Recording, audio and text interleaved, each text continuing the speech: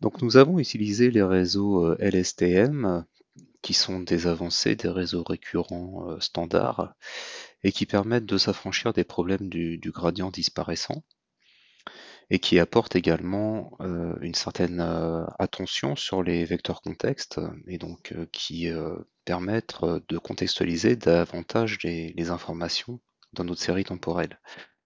Un autre type de réseau récurrent qui existe, qui se rapproche assez des réseaux LSTM et qui a des performances similaires, quasi similaires, eh bien ce sont les réseaux GRU.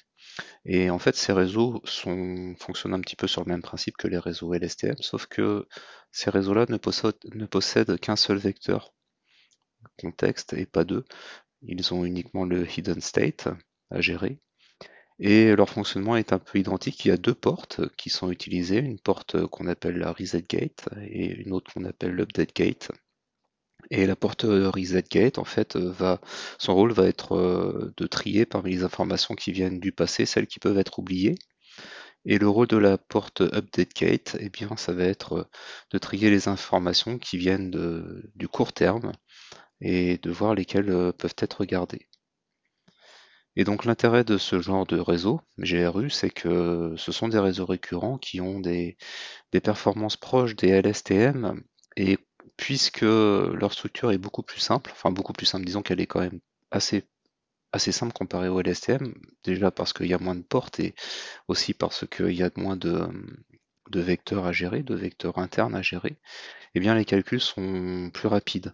Et donc on verra lorsqu'on fera des essais avec ce genre de réseau qu'on obtient des résultats qui sont très intéressants. Donc la structure interne, c'est celle-ci. On a notre reset gate qui est ici, l'update gate qui est ici. Il y a un seul vecteur qui est géré, un seul vecteur interne d'état qui est géré, le hidden state. Et du coup, eh bien, l'objectif c'est de construire un nouveau vecteur de sortie, un nouveau vecteur d'état de sortie en fonction de l'ancien vecteur d'état caché, le hidden state, et de la valeur qui rentre à l'instant t.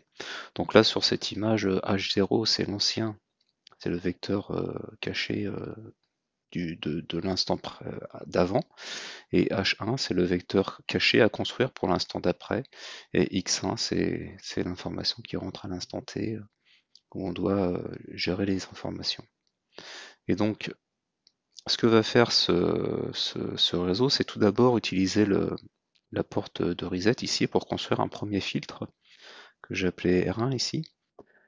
Et ce filtre va être appliqué au hidden state qu'on veut éventuellement garder ou pas, ou dont on souhaite garder certaines informations, en tout cas qu'on veut traiter.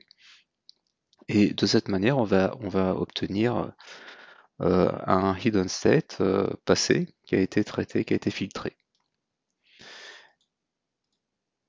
Et puis ensuite, on va récupérer l'information d'entrée et on va appliquer une fonction tangente hyperbolique sur ces deux entrées. Donc on va appliquer la fonction tangente hyperbolique sur le hidden state qui a été filtré et sur l'entrée x1. Et du coup, on obtient ce qu'on appelle notre vecteur candidat. C'est le hidden state qui est candidat. Donc en fait, c'est celui qui candidate pour être en sortie. Alors pourquoi c'est le candidat seulement? Parce qu'il n'a pas été encore traité par l'update state.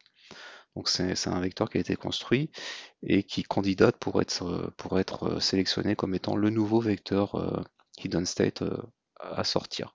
Alors on remarque quoi d'intéressant dans ce vecteur-là, c'est que si le vecteur qui sort du reset gate, le filtre qui sort de la porte reset ici, si ce filtre-là tend vers 0, et bien dans ce cas-là, le vecteur candidat va être composé uniquement des informations de l'entrée x1. Alors que si le R1 ici, le vecteur qui sort du reset gate, le filtre tend vers 1, et bien dans ce cas-là, en fait, le vecteur candidat va être fonction de l'entrée x1 et également de l'ancien vecteur hidden state ici. Et donc on voit déjà que le vecteur candidat, eh bien on peut le composer avec une certaine quantité de l'entrée x1 et une certaine quantité de l'ancien hidden state qui était là. Et donc ensuite on va faire intervenir l'update gate. Et donc l'update gate, elle, elle va construire également un filtre à partir du hidden state et de l'entrée x1. Donc ce filtre-là, je l'ai appelé U1 ici. Et ce filtre-là, il va venir filtrer le vecteur candidat qui est ici. Et donc du coup, on va obtenir le vecteur candidat filtré avec U1. Donc ici, c'est juste des opérations terme à terme, c'est des multiplications terme à terme des, des, euh, des vecteurs. Et donc ça, c'est une partie de ce qu'on va mettre dans notre vecteur final, hidden state. Mais on va également rajouter une autre partie. Et l'autre partie, elle va être créée à partir de hidden state auquel on va appliquer la multiplication par 1 moins U1. Donc on va multiplier 1 moins le vecteur que nous fournit le dategate. Et pourquoi on fait ça? Eh bien parce que au final, on obtient ça.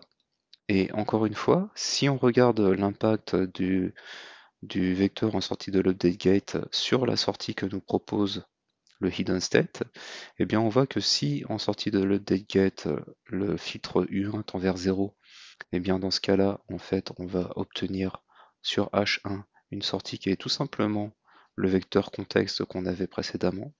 Et si le filtre en sortie de l'update gate tend vers 1, eh bien en sortie ici, on va obtenir un vecteur contexte qui va être celui qui était le candidat qu'on avait déjà construit. Et on avait vu que ce candidat pouvait être fonction de x1 et de h0. Et donc de cette manière-là, eh bien, on est capable d'avoir un petit peu toutes les possibilités en fonction des vecteurs créés par la resetGate et l'updateGate. Eh bien, on va pouvoir venir construire un vecteur contexte hidden state en sortie de cette cellule-là, qui va avoir une certaine quantité de x1, une certaine quantité donc des entrées à l'instant T, une certaine quantité des entrées passées, et on peut garder plus ou moins d'entrées passées. Et c'est de cette manière-là qu'on va pouvoir faire le tri parmi les entrées présentes et les entrées passées pour contextualiser davantage les informations qui sont dans notre série temporelle. Donc on va mettre ça en application dans les prochaines vidéos et on va voir qu'on obtient des performances qui sont vraiment très proches de LSTM, mais avec un gain de temps de calcul qui est très intéressant.